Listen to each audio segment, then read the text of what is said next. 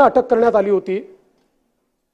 त्यानंतर 2 वेळा मॅजिस्ट्रेट पुढे त्यांना उभं करण्यात आलं। मॅजिस्ट्रेटने लिहिलेलं माझ्याकडे जो काही ऑर्डर पास करतात त्या ऑर्डरची कॉपी आहे ती मी आपल्याला देतो।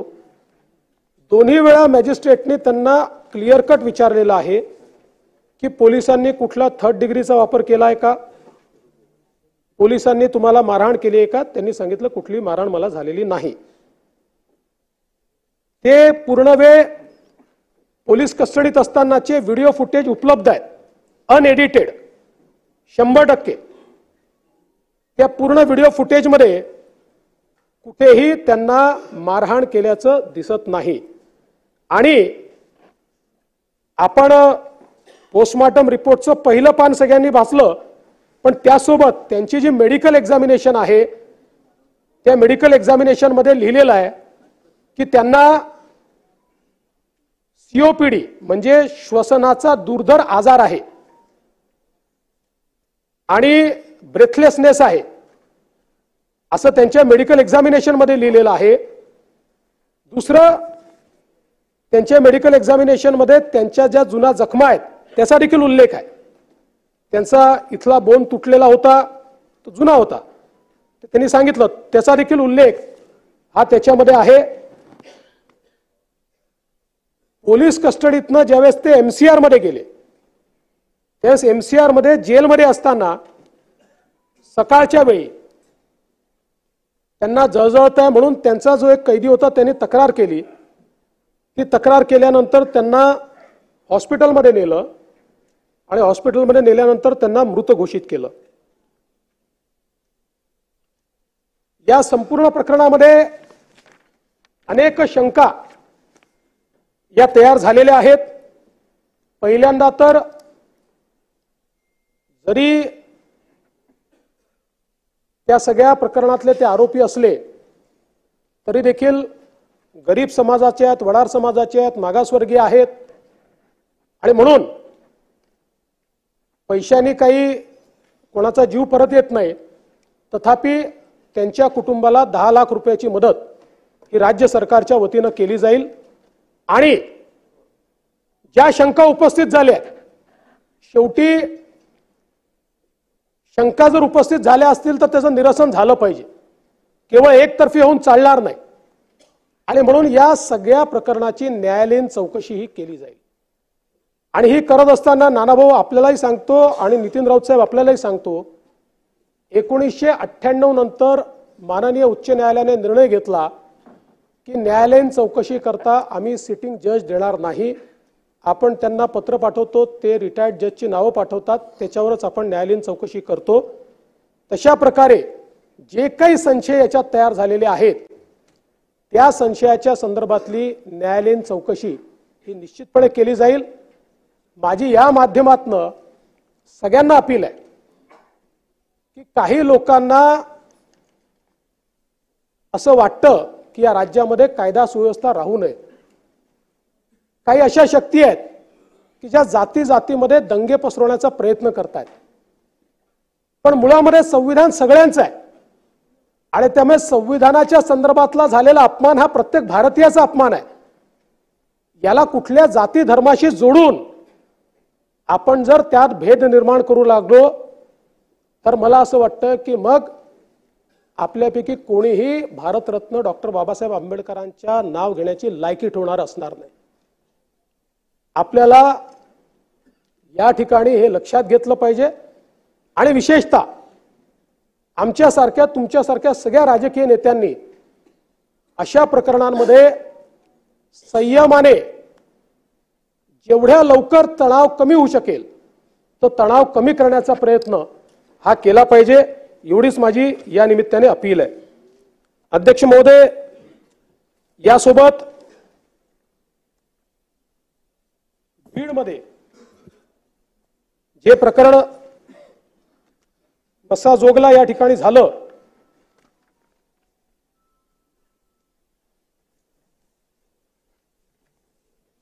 ते प्रकरण अत्यंत गंभीर आहे।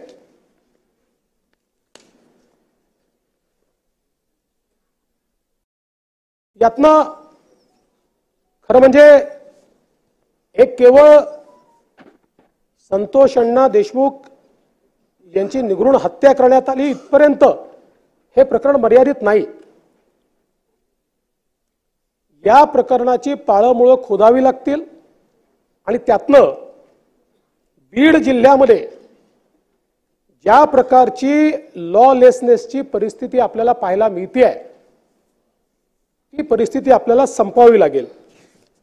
आपण जर याची पार्श्वभूमी थोडी बघितली तर खऱ्या अर्थानं आवाडा एनर्जी यांनी एक फार मोठी गुंतवणूक त्या ठिकाणी सोलरमध्ये केलेली आहे. बीडमध्ये केली आहे. त्यांचं नाव आवाडा ग्रीन एनर्जी आहे. ते सोलर आणि पवन चक्कीचं काम करतात. त्या पवन चक्कीमध्ये त्यांनी केलेली आहे आणि यातनं मोठ्या प्रमाणात त्या ठिकाणी कामं निघतायत, लोकांना रोजगार मिळतो आहे. आणि म्हणून काही लोक ही कामं आम्हालाच द्या, आम्ही म्हणू त्या रेटनेच द्या आणि नसतील द्यायची तर आम्ही सांगू तेवढी आम्हाला खंडणी द्या, अशा प्रकारच्या मानसिकतेमध्ये त्या ठिकाणी वावरताना आपल्याला पाहायला मिळत आहे. आणि मग यातलाच एक प्रकार जो आहे, साधारणपणे 6/12/2024 रोजी 12-12:30च्या दरम्यान हे जे मसाजोग इथे आवाडा ग्रीन एनर्जीचं ऑफिस आहे त्या ठिकाणी अशोक नारायण घुले, सुदर्शन घुले, प्रतीक घुले असे सगळे जे काही आरोपी आहेत हे आरोपी त्या ठिकाणी गेले. पहिल्यांदा त्यांनी तिथला जो वॉचमन आहे अमरदीप भगवान सोनवणे याला शिवीगाळ आणि मारहाण केली. त्यानंतर तिथले senior manager, project manager Shivajirao Thopte हे त्या ठिकाणी आले. त्यांना देखील त्यांनी मारहाण केली आणि मारहाण चालू असताना साहजिक त्यांनी तिथले जे सरपंच आहेत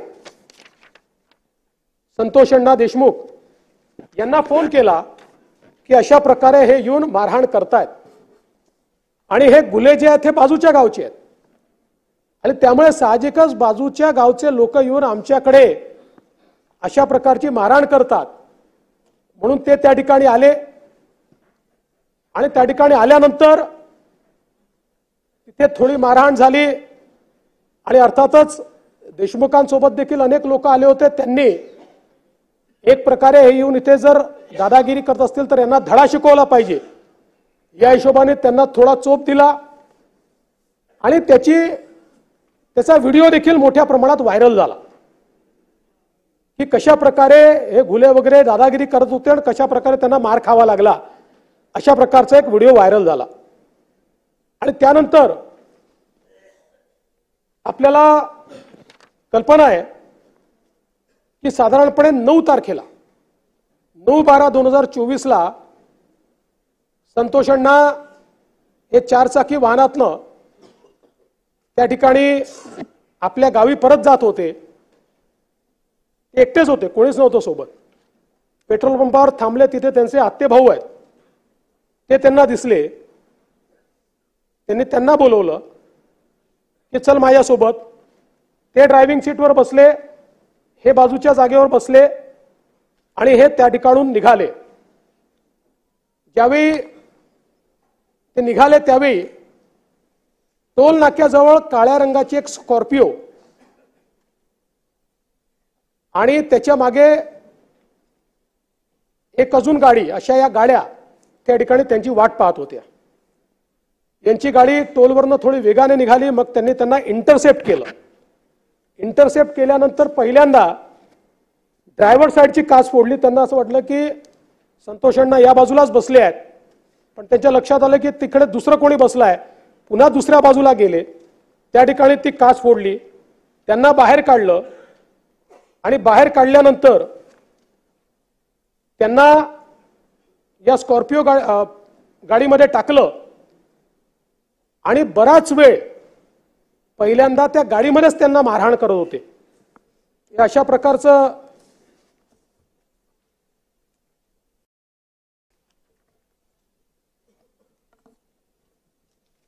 अशा प्रकारच्या तारा होत्या की ज्या तारांच्या अशा त्या गुंडाळून आणि जे पाठीवर सगळे व्रण दिसतायत ते याचे व्रण आहेत।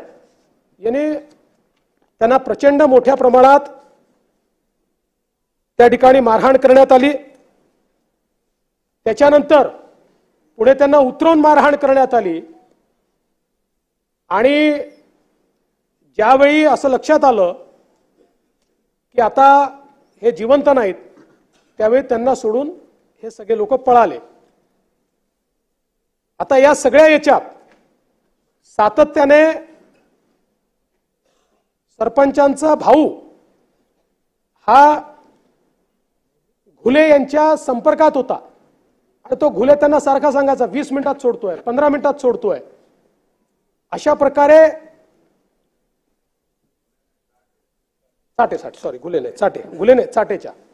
चाटेंच्या आजो माणिक जयराम माणिक चाटे, विष्णू महादेव चाटे 45 वर्षीय विष्णू महादेव चाटेच्या संपर्कात होता। तो सारखा सांगायचा सोडतोय, पण त्यांनी त्यांना काही सोडलं नाही। प्रचंड मारहाण त्यांना त्या ठिकाणी करण्यात आली आणि त्या मारहाणीमध्ये त्यांचा मृत्यू त्या ठिकाणी झाला। अतिशय दुर्दैवी अशा प्रकारचा मृत्यू आहे। यात एकच फक्त सुरेश अण्णांनी या ठिकाणी जो मुद्दा मांडला, कारण काही गोष्टी या रेकॉर्डवर ठीक असल्या पाहिजे म्हणून सांगतो की हा जो काही मुद्दा समोर आलेला आहे की त्यांचे डोळे वगैरे जाळण्यात आले, ही वस्तुस्थिती नाही आहे। त्यांच्या डोळ्यावर मारण्यात आलेला आहे, पण डोळे जाळण्यात आलेले नाही आहेत। पण जो काही त्यांची हत्या झालेली आहे अतिशय निगृढ अशा प्रकारची ही हत्या झालेली आहे। आणि याच वेळी खरं म्हणजे काही प्रश्न उपस्थित झाले की ही 6 तारखेची घटना झाली, या 6 तारखेच्या घटनेवर एट्रॉसिटी हा उशिरा का दाखल करण्यात आला। त्याचं प्रामुख्याने कारण असं होतं की 6 तारखेच्या घटनेची जी फिर्याद आहे ही फिर्याद प्रोजेक्ट इंजिनियर शिवाजी थोपटेंनी दिली होती आणि त्यावेळी त्यांनी स्वतःला मारहाण कशी झाली या संदर्भातली फिर्याद दिल्यामुळे तिथे अट्रॉसिटी अट्रॅक्ट झाला नाही। 4 दिवसांनी ज्यावेळेस त्यांनी ॲडिशनल फिर्याद अमरदीप सोनवणेची दिली, अमरदीप सोनवणे हे मागासवर्गीय असल्यामुळे त्या फिर्यादीवर अट्रॉसिटी त्या ठिकाणी लागू करण्यात आली। याच दरम्यान एक अजून वस्तुस्थिती आपल्या लक्षात आली आहे, ती म्हणजे 29/11/2024 रोजी ही एक केस पोलीस ठाण्यात फिर्याद आहे की ज्या फिर्यादीमध्ये असं म्हटलंय की सुनील केंदू शिंदे हे मस्साजोग येथील आवादा एनर्जी प्रकल्पाच्या कार्यालयात हजर असताना त्यांचा मोबाईल क्रमांक जो काही असेल वर विष्णू चाटे याच्या मोबाईल क्रमांक जो काही असेल यावरून वाल्मिक कराड याने प्रकल्पाचे काम बंद करण्याबाबतची धमकी दिली। तसेच दुपारी 14:30 सुदर्शन घुले याने कार्यालयात येऊन काम बंद करण्याबाबत धमकी दिली व काही दिवसापूर्वी Shivaji Thopte project senior manager यांना वाल्मिक कराड याने परळी येथे बोलवून आवादा कंपनीचे काम बंद करा अन्यथा 2 करोड रुपये देऊन काम चालू ठेवा असे सांगितले व वेळोवेळी विविध लोकांचे मोबाईलवरून प्रत्यक्ष अप्रत्यक्षरित्या प्रकल्पाचे काम बंद न ठेवल्यास मारहाण करण्याच्या व जीवे मारण्याच्या धमक्या दिल्या। हा गुन्हा आधी घडलेला आहे, त्यानंतर हा गुन्हा घडलेला आहे। मात्र या संपूर्ण प्रकरणामध्ये या दोन्ही गुन्ह्यांचा काय संबंध आहे याची चौकशी आपण करतोय। मी या निमित्ताने या सभागृहाला आश्वस्त करू इच्छितो, हा जो काही गुन्हा घडलाय याचा मास्टरमाइंड कोणीही असला तरी त्याच्यावर कारवाई केलीच जाईल।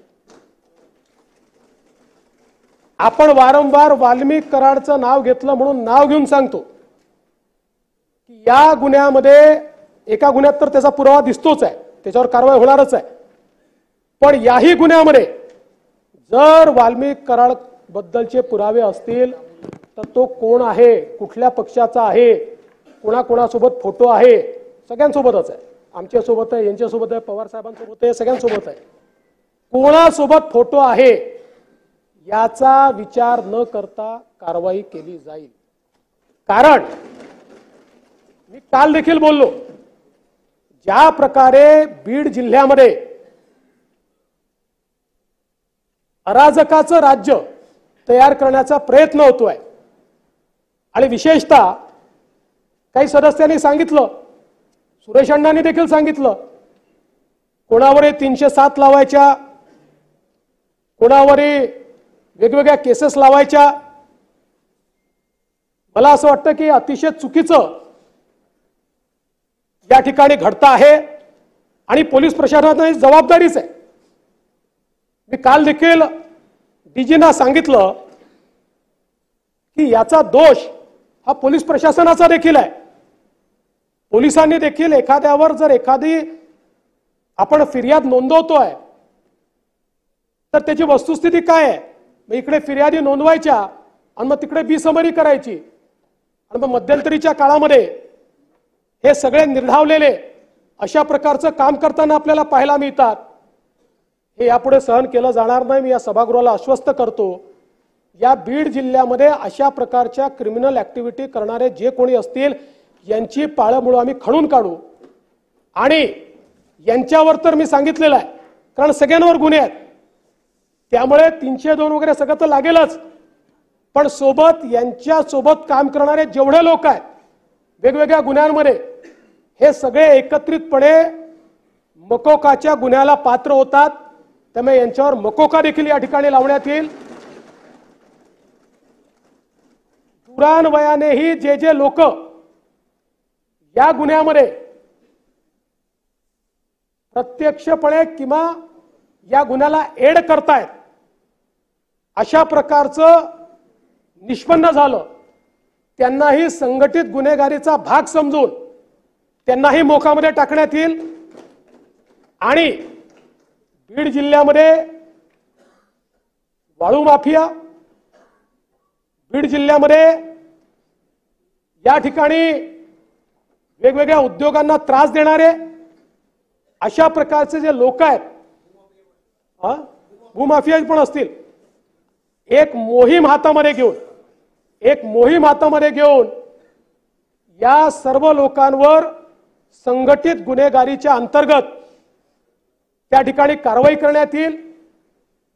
आणि हे जे सगळं प्रकरण आहे, या प्रकरणामध्ये 2 प्रकारची चौकशी आम्ही करणार आहोत. एक आयजी लेवल अधिकारी यांच्या अंतर्गत एसआयटी तयार केलेली आहे. ती एसआयटी या प्रकरणाची पूर्ण चौकशी करेल. आणि दुसरीकडे, कारण शेवटी एसआयटी चौकशी करताना गुन्ह्याच्या अनुषंगाने करते, इकोसिस्टीमच्या अनुषंगाने चौकशी झाली पाहिजे म्हणून न्यायालयीन चौकशी देखील या संपूर्ण प्रकरणाची या ठिकाणी केली जाईल. टाइमलाईन आपण साधारणपणे 3 ते 6 महिन्यात पूर्ण करू. 3 ते 6 महिन्यात. आणि स्वर्गीय संतोष देशमुख जे आहेत, यांच्यासारखा एक युवा सरपंच, खरं म्हणजे मी मगाशी देखील बोललो, कोणाच्या जीवाचं मोल आपण पैशाने करू शकत नाही, तथापि एक छोटीशी मदत म्हणून त्यांच्या परिवाराला 10 लाख रुपयाची मदत ही राज्य सरकारच्या वतीनं करण्यात येईल. आणि या संपूर्ण प्रकरणाची गंभीरता आणि त्यासोबत या ठिकाणी जी प्रकरणं बाहेर येत आहेत, या सगळ्या प्रकरणांमध्ये कुठेतरी पोलीस प्रशासनाची कुचराई दिसत असल्यामुळे बीडच्या एसपींना ट्रान्सफर करण्याचा निर्णय हा या ठिकाणी मी घेतलेला आहे. महाजनांचा जो विषय आहे, पाटीलला तो ऑलरेडी आपण सस्पेंड केलाय, पण महाजनांच्या संदर्भात मी माहिती घेतली. बघा, चुकीच्या व्यक्तीवर कारवाई होऊ नये म्हणून मी तुम्हाला टाइमलाईन सांगतो, आणि ही जी टाइमलाईन आहे ही सगळी सीसीटीव्ही फुटेजमध्ये उपलब्ध आहे. 15:24 किडनॅपिंग झालं. 15:35 महाजन यांना मृतकाच्या भावाचा फोन आला. 15:43 सुदर्शन घुलेचं लोकेशन हे त्यांनी चिचोली माळी शिवारात असल्याचं महाजनांनी असर्टन केलं. 15:52 शासकीय आपलं वाहन त्या ठिकाणून रवाना झालेलं आहे आणि त्या भागामध्ये, पूर्ण भागामध्ये स्वतः महाजन आपली टीम घेऊन फिरताना दिसत आहेत. 16:26 त्या ठिकाणी त्यांचं बोलणं हे शिवराज देशमुख म्हणजे जे त्यांचे आत्ते भाऊ आहेत, जे ड्रायव्हर होते, त्यांच्याशी झालेलं आहे. आणि 16:36 देखील त्यांचं टोल नाक्यावर लोकेशन दिसत आहे पूर्ण त्यांच्या टीम सहित. त्यामुळे या संपूर्ण केसमध्ये सर्वात क्विक रिस्पॉन्स जर कोणी दिला असेल तर हे जे काही पीए महाजन आहेत त्यांनी दिलेला आहे. आणि त्यांच्याबद्दल घरच्यांची देखील तक्रार नाही आहे. त्यामुळे चुकीच्या माणसावर कारवाई होऊ नये. बाकी इतरांनी ज्या वेगानं कारवाई करण्याची गरज होती ती कारवाई न केल्यामुळे आपण त्यांच्यावर कारवाई केलेली आहे. मी पुन्हा एकदा सभागृहाला आश्वस्त करू इच्छितो की कायदा आणि सुव्यवस्था ठेवणं ही सरकारची आणि आपल्या सगळ्यांची जबाबदारी आहे. कुठल्याही प्रकारे जातीय तणाव निर्माण होऊ नये, कुठल्याही प्रकारे या ठिकाणी कोणी कोणाला लुटताय, ओरबाडताय, खंडणी वसूल करताय, अशा प्रकारचे प्रकार घडू नयेत. या दृष्टीनं पुढच्या काळामध्ये देखील पोलीस विभागाला तत्परतेनं कारवाई करण्याकरता या ठिकाणी सांगितलं जाईल.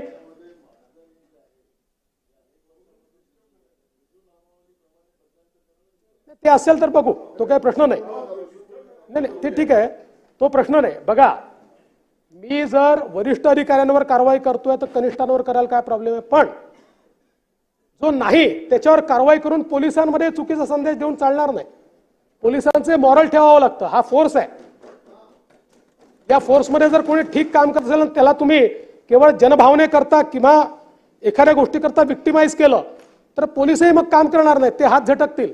आणि म्हणून निश्चितपणे आपण जे सांगितलं त्या सगळ्या गोष्टींकडे आपण लक्ष देऊ आणि या सगळ्या प्रकरणांमध्ये गांभीर्याने या ठिकाणी शासनाने दखल घेतली आहे, त्याच्यावर शासन कारवाई करेल एवढंच या निमित्ताने सांगतो.